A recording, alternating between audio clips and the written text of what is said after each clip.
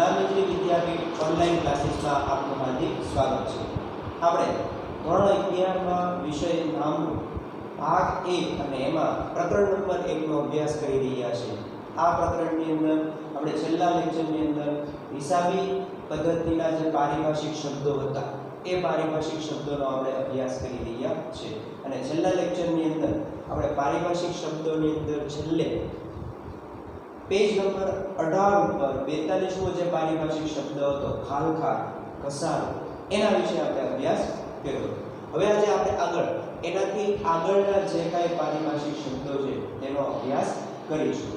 હવે પારિભાષિક શબ્દોમાં 43મો પારિભાષિક શબ્દ છે સદ્ધર।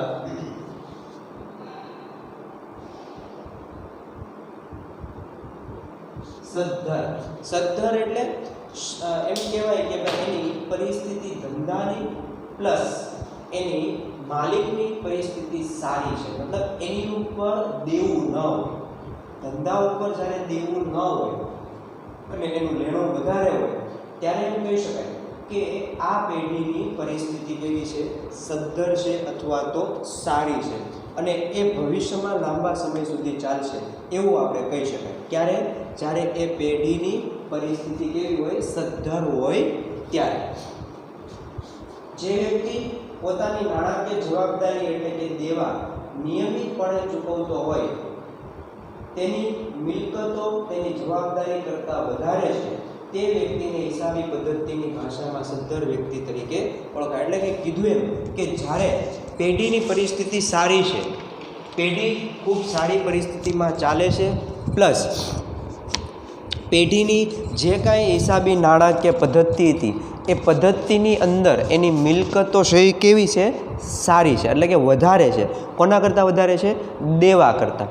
એટલે જ્યારે એની પદ્ધતિ અથવા એમ કહેવાય કે એની પરિસ્થિતિ સારી હોય, એ નિયમિતપણે એના દેવા ચૂકવી દેતો હોય, પ્લસ એનું લેણું દેવા કરતાં વધારે હોય, ત્યારે એમ કહેવાય કે આ પેઢી અને એ માલિકની પરિસ્થિતિ કેવી છે, સદ્ધર એટલે કે સારી છે। એટલે એમાં કોઈ પણ વ્યક્તિ વિના સંકોચે એમાં રોકાણ કરી શકે છે, રોકાણ કરવા માટે તૈયાર થઈ જતો હોય છે। પછીનો મુદ્દો છે નાદાર। 44મો મુદ્દો નાદાર। નાદાર એટલે સદ્ધર કરતાં વિરુદ્ધ થયું। સદ્ધરમાં શું હતું તો કે એ વ્યક્તિ પોતાના જે કાંઈ દેવા છે કે જવાબદારી છે એ નિયમિતપણે ચૂકવી દેતો હોય અને એની મિલકતો છે એ દેવા કરતાં વધારે હોય, તો નાદારમાં એ દેવા ચૂકવવા માટે સક્ષમ નથી। એટલે એની એવી કેપેસિટી નથી કે એની પાસે પૈસા નથી કે એની સામે જે કાંઈ એની જવાબદારી છે એ જવાબદારી એ ચૂકવી દે, એવી એની કેપેસિટી નથી। તો એવા વ્યક્તિને કહેવાય નાદાર। નાદાર ક્યારે થઈ જાય કે જ્યારે પેઢી સતત ખોટ કરતી હોય, એના ઉપર દેવું વધતું જતું હોય, ત્યારે આ પરિસ્થિતિ આવે।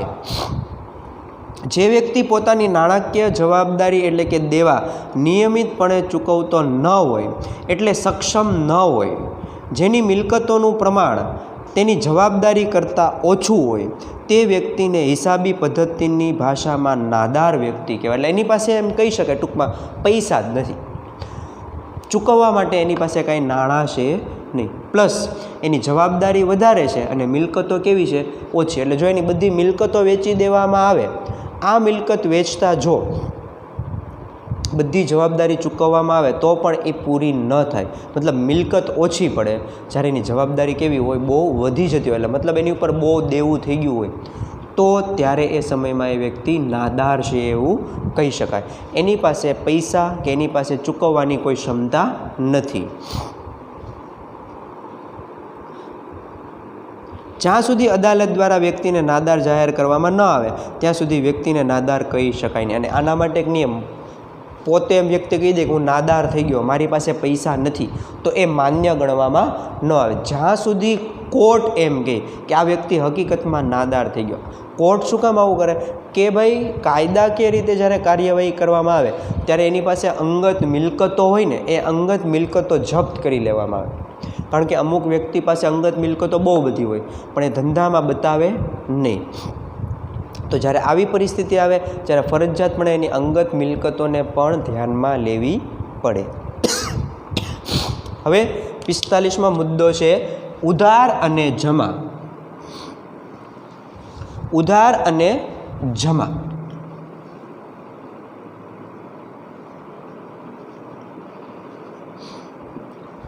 આ મુદ્દા સાથે જ આપણે આખા વિષયનામામાં લડવાનું છે એમ કહી શકાય કે આની સાથે જ આપણે અભ્યાસ કરવાનો છે, ઉધાર અને જમા. આ ઉધાર અને જમા એક બે પાસા છે એમ કહી શકાય. નિયમ અનુસાર એક અસર ઉધાર થતી હોય તો બીજી અસર કેવી થતી હોય? જમા થતી હોય. એટલે આ આપણે વિગતવાર આનો એક ઉધાર જમાના નિયમો છે, એ નિયમો આપણે આગળ શીખવાના જ છે, પણ આ જ બે વસ્તુ આપણે અભ્યાસક્રમમાં મોટા ભાગે ઉધાર અને જમા સાથે આપણે અભ્યાસ કરવાનો છે. હિસાબી પદ્ધતિના પાયાના બે શબ્દો છે, એવું ને, પાયાના એટલે મુખ્ય બે શબ્દ છે. દ્વિનોંધી નામા પદ્ધતિમાં દરેક વ્યવહારની બેવડી અસર એટલે બે અસર પડે. એક વ્યવહારની ફરજિયાત બે અસરો પડતી હોય, એક ઉધાર પડતી હોય તો બીજી જમા પડતી હોય.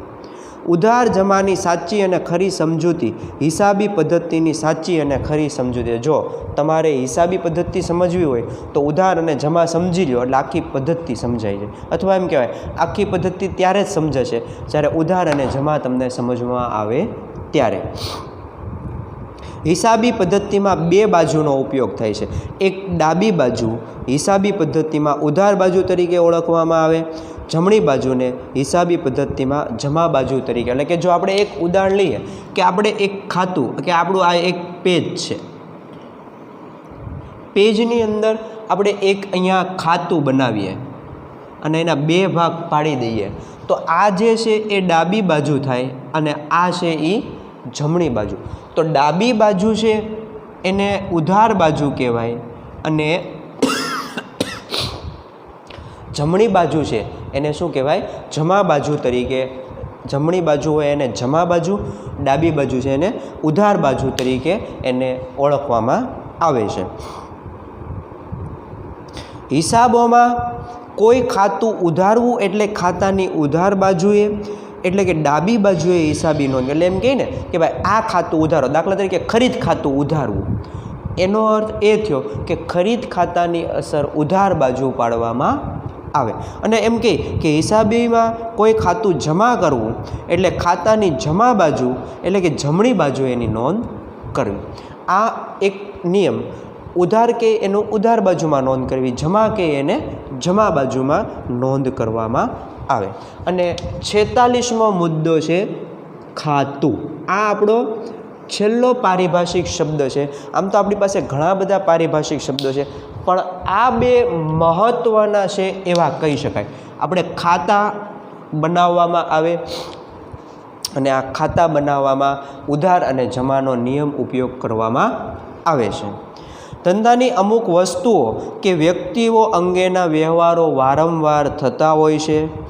આ વ્યવહારો ઉધાર અસર ધરાવતા ઉધાર બાજુના હોઈ શકે, જમા અસર ધરાવતા જમા બાજુના હોય છે. એટલે ટૂંકમાં ધંધામાં બધા પ્રકારના વ્યવહાર થાય, ઉધાર વ્યવહારે થાય અને જમા. એટલે આ ઉધાર બાજુના વ્યવહાર અને જમા બાજુના વ્યવહાર પણ થતા હોય છે. ટૂંકમાં બે બાજુના વ્યવહાર થાય એમ કહેવાય, ઉધાર બાજુના પણ અને જમા બાજુના પણ.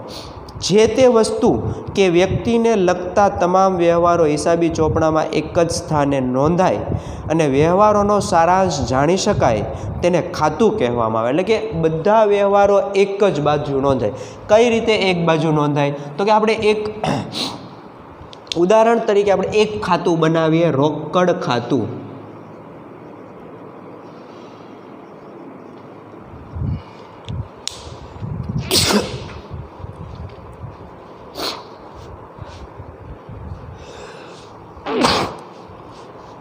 આપણે રોકડ ખાતું બનાવીએ છીએ તો રોકડ ખાતાની અંદર આપણે બે ભાગ પાડવા પડે.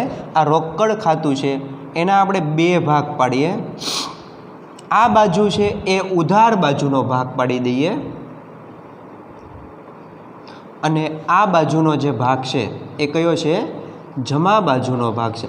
ખાતા વિશે આપણે વિગતવાર આગળ સમજવાનું છે, પણ ખાતાનો આપણે એક ઉદાહરણ તરીકે લીધું કે આ ખાતું છે, રોકડ ખાતું, આ ઉધાર બાજુ ને જમા બાજુ. હવે રોકડના જેટલા વ્યવહાર હોય ને બધા અહીંયા જ આવે. ઉધાર હોય તો ઉધાર બાજુ, જમા હોય તો જમા બાજુ. એ નિયમ અનુસાર આવે અને એ નિયમ આપણે આગળ જતા શીખવાના જ છે.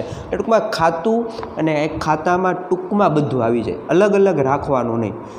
રોકડને લગતા, હવે રોકડ આવતી હોય કે રોકડ જાતી હોય એને લગતા તમામ વ્યવહારો આ રોકડ ખાતામાં જ આવી જાય.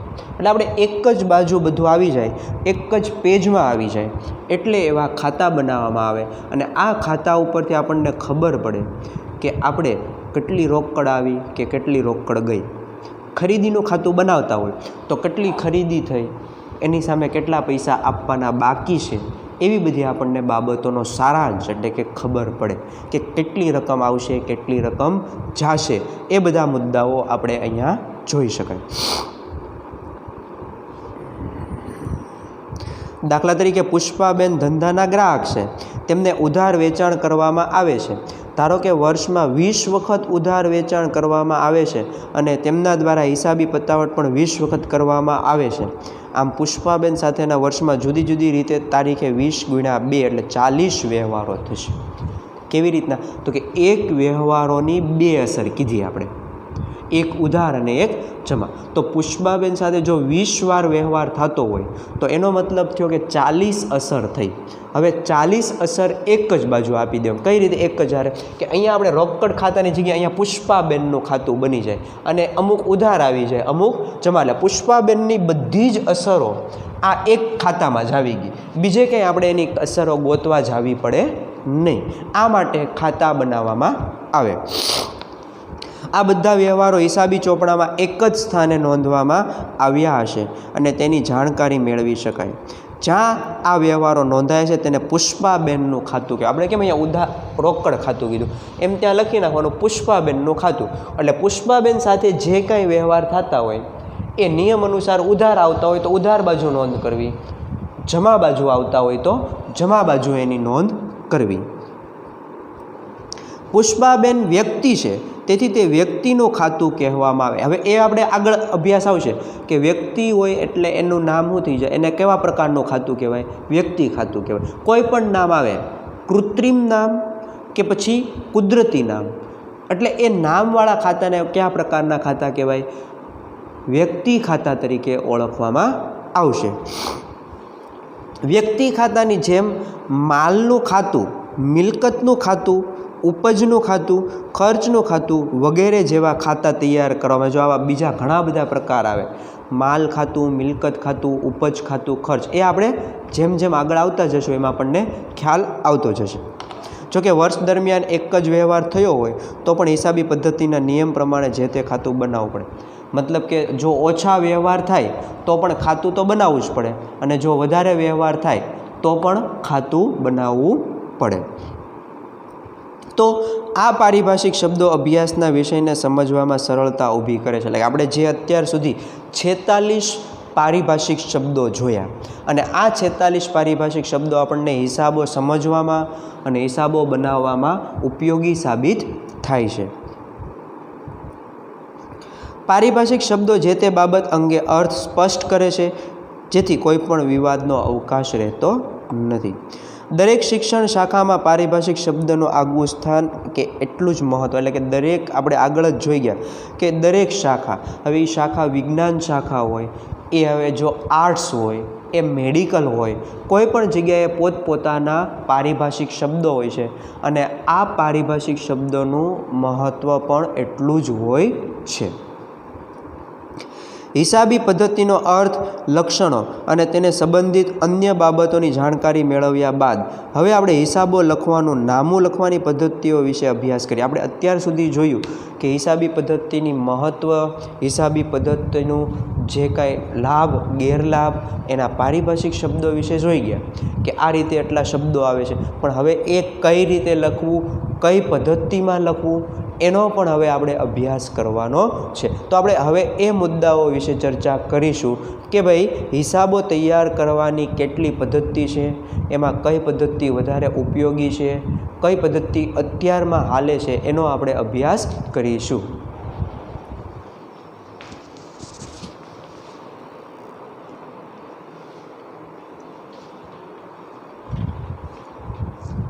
તો વિદ્યાર્થી મિત્રો, હવે આપણે શરૂ કરીએ હિસાબો તૈયાર કરવાની પદ્ધતિઓ.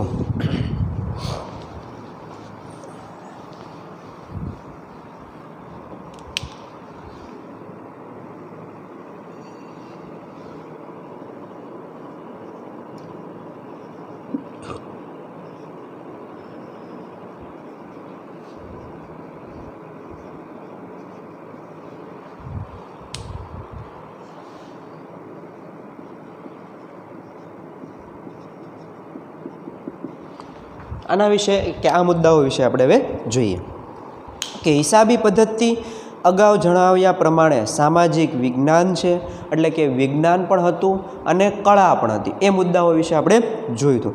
સમાજમાં થતા ફેરફારો અને નવા સંશોધનોને આ વિષયમાં સમાવવા અનિવાર્ય હોય છે, એટલે કે આને પણ આપણે સમાજની સાથે જ જોડવા જોઈએ કે જોવા જોઈએ. હિસાબોની બે પદ્ધતિઓ અમલમાં છે, એટલે કે હાલમાં મોટા ભાગે કે મુખ્યત્વે બે જ પદ્ધતિ છે. એક પદ્ધતિ છે દેશીનામા પદ્ધતિ અને બીજું છે દ્વિનોંધીનામા પદ્ધતિ. હવે જો બે પદ્ધતિઓથી જ હિસાબો લખવામાં આવે. એક છે પહેલી પદ્ધતિ કીધી કે હિસાબી નામા પદ્ધતિમાં પહેલી છે દેશીનામા પદ્ધતિ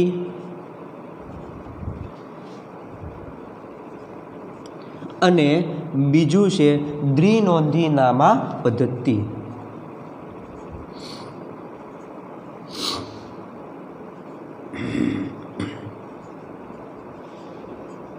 આ બે પદ્ધતિથી જ હિસાબો લખવામાં આવે છે. આ બંને પદ્ધતિઓમાં હિસાબો તૈયાર કરવાની વ્યવસ્થામાં તફાવત છે, એટલે થોડો ઘણો તફાવત છે. જો નિયમ બેયમાં સરખા જ છે, યાદ રાખજો. તમે દેશીનામા પદ્ધતિ લો કે દ્વિનોંધીનામા પદ્ધતિ લો, બેયમાં નિયમો સરખા પણ અલગ અલગ રીતે બનાવવામાં આવે છે.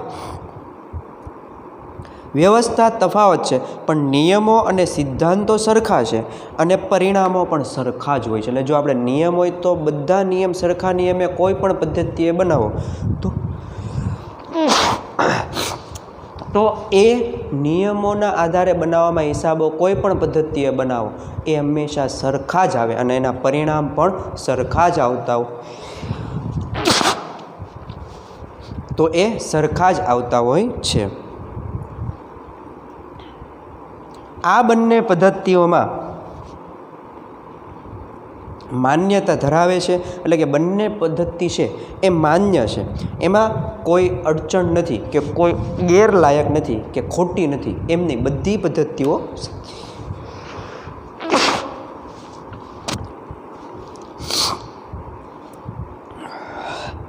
વર્તમાન સમયમાં દેશીનામા કરતાં દ્વિનોંધીનામા પદ્ધતિનો ઉપયોગ વધુ થાય છે, કારણ કે હવે હિસાબો હાથે લખવાના બદલે કમ્પ્યુટર દ્વારા તૈયાર કરવામાં આવે છે. કમ્પ્યુટર દ્વારા હિસાબો દ્વિનોંધીનામા પદ્ધતિ આધારે તૈયાર થતા હોય છે. એટલે કે મોટાભાગે અત્યારના સમયમાં જુઓ ને તો અત્યારના સમયમાં જે હિસાબો બનાવવામાં આવે છે એ હિસાબો છે એ દ્વિનોંધી પદ્ધતિએ બનાવવામાં આવે છે. કારણ કે અત્યારે આપણે જોઈએ કે મોટા ભાગે જેટલા લોકો હિસાબો બનાવે છે એ બધા લોકો કોમ્પ્યુટરમાં બનાવે અને કોમ્પ્યુટરની અંદર દ્વિનોંધી પદ્ધતિનો વધારે ઉપયોગ થતો હોય છે. હવે હિસાબો તૈયાર કરવાની પદ્ધતિઓ અને હિસાબી પદ્ધતિના આધારો તો આપણે કીધું એમ બે પદ્ધતિ છે, એક દેશીનામા પદ્ધતિ અને બીજું છે દ્વિનોંધીનામા પદ્ધતિ. હવે પહેલાં હિસાબી પદ્ધતિના આધારો જોઈએ. આધારોમાં એટલે એનો શું કયા નિયમ કેવી રીતના ઉપયોગ થાય એ. પેલું જોઈએ દેશીનામા પદ્ધતિ. હિસાબો લખવાની આ પ્રાચીન પદ્ધતિ છે, એટલે કે જૂના જમાનાની અંદર આ જ પદ્ધતિએ હિસાબો લખવામાં આવે છે અને આ જ પદ્ધતિ પહેલાં અપનાવવામાં આવતી હતી. એટલે કે રાજા મહારાજાનો જે સમયગાળો હતો એ સમયમાં આ દેશીનામાની પદ્ધતિનો ઉપયોગ થતો હતો અને એ દેશીનામાની પદ્ધતિનો ઉપયોગ આપણે અત્યારે પણ કરવામાં આવે છે. સામાન્ય રીતે એકાકી વેપારી અને ભાગીદારી પેઢીઓ દ્વારા આ પદ્ધતિનો ઉપયોગ કરવામાં આવતો હતો. એકાકી એટલે જે ધંધાની અંદર એક જ માલિક હોય, એકલો જ માલિક હોય, એને કહેવાય એકાકી પેઢી. અને એ લોકો આ પદ્ધતિ ઉપયોગ કરતા હતા. સાથે સાથે ભાગીદારી પેઢી પણ આનો ઉપયોગ કરતા હતા. ધીમે ધીમે આ પદ્ધતિનો ઉપયોગ ઘટતો જાય છે. આ પદ્ધતિમાં હિસાબો કેવી રીતે લખાય છે, કયા પ્રકારના હિસાબી ચોપડાઓ રાખવામાં આવે છે, આ અંગેની જાણકારી હવે પછીના આ અંગેના પ્રકરણમાં કરવામાં આવશે. એટલે કે દેશીનામા પદ્ધતિમાં કેવા ચોપડા બને, કેટલા ચોપડા બને, એ બધી વિગતો એક આખું અલગ એનું પ્રકરણ છે દેશીનામા પદ્ધતિ. એની અંદર આપણને આ બધા વિશે માહિતી આપવામાં આવી છે અને જેનો અભ્યાસ આપણે જ્યારે એ પ્રકરણ આવશે ત્યારે આપણે એનો અભ્યાસ વિગતવાર કરીશું. હવે બીજું છે દ્વિનોંધી નામા પદ્ધતિ. દ્વિનોંધી નામા પદ્ધતિના જન્મદાતા તરીકે ઇતિહાસકારોના જણાવ્યા પ્રમાણે ઇટાલીના ગણિતશાસ્ત્રી લ્યુકા પેસિઓલીને શ્રેય આપવામાં આવે છે. એટલે આ આપણે આગળ જોઈ ગયા કે જે શ્રેય જે આ દ્વિનોંધી પદ્ધતિ અમલમાં મૂકવામાં આવે એનો શ્રેય લ્યુકા પેસિઓલીને આપવામાં આવે છે. દ્વિનોંધી નામા પદ્ધતિની સમજ હિસાબી પદ્ધતિના ઉધાર જમાના નિયમો પર આધારિત છે.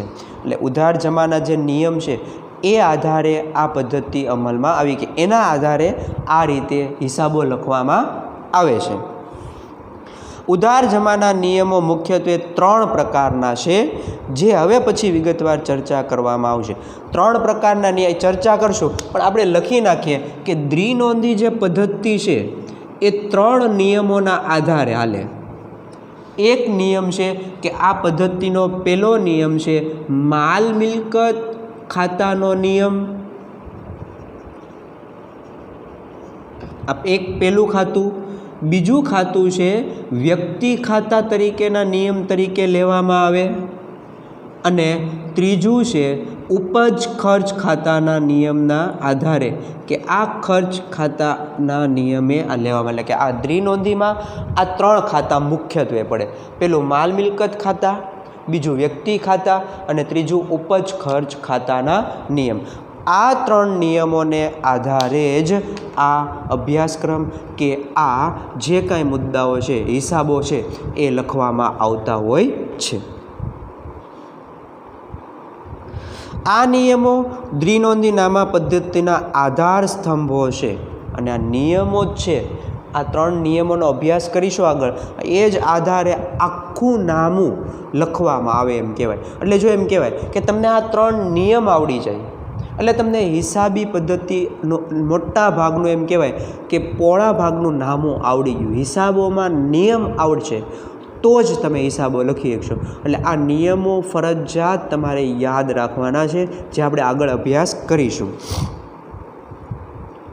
આ નિયમોની સાચી અને પૂર્ણ સમજ એ દ્વિનોંધી નામા પદ્ધતિની સાચી અને પૂર્ણ સમજ છે. એટલે નિયમો સમજાઈ જાય એટલે આખું હિસાબી પદ્ધતિ સમજાઈ જાય. દ્વિનોંધી નામા પદ્ધતિમાં દરેક વ્યવહારમાં કઈ બાબતની ઉધાર અસર થશે અને કઈ બાબતની જમા અસર થશે તે અંગેનો સમાવેશ આ નિયમોમાં કરવામાં આવેલ છે. એટલે એ આપણે જોશું. દ્વિનોંધી નામા પદ્ધતિમાં હિસાબો તૈયાર કરવાના 3 જુદા જુદા આધારો જોવામાં આવે. એમાં વેપારી ધોરણ, રોકડના ધોરણો અને મિશ્ર ધોરણો. આ 3 આધારે દ્વિનોંધી નામા પદ્ધતિ બનાવવામાં આવે છે. અને આ દ્વિનોંધી નામા પદ્ધતિના આપણા જે 3 ધોરણો છે એ 3 ધોરણો છે એ આપણે હવે આગળના અભ્યાસક્રમમાં એ જોવામાં આવશે. અત્યારે આપણે આ મુદ્દાને અહીંયા સુધી રાખીએ. આગળના અભ્યાસક્રમની અંદર આપણે જે 3 ધોરણો છે એનો આપણે અભ્યાસ કરીશું. હવે આજના લેક્ચરનું હોમવર્ક તો આપણે આજના લેક્ચરની અંદર આ 4 મુદ્દાઓ જોયા. સદ્ધર, નાદાર, ઉધાર અને જમા અને ખાતું. આ 4 પારિભાષિક શબ્દો તમારે સમજૂતી સાથે લખવાના આજના હોમવર્કનું. અને આ દેશીનામા અને દ્વિનોંધી નામા પદ્ધતિની ટૂંકી સમજૂતી પણ તમારે આ લેક્ચરના હોમવર્કની અંદર લખવાનું છે. આગળનો જે કાંઈ અભ્યાસક્રમ છે એ આપણે આવતા લેક્ચરમાં આપણે જોશું.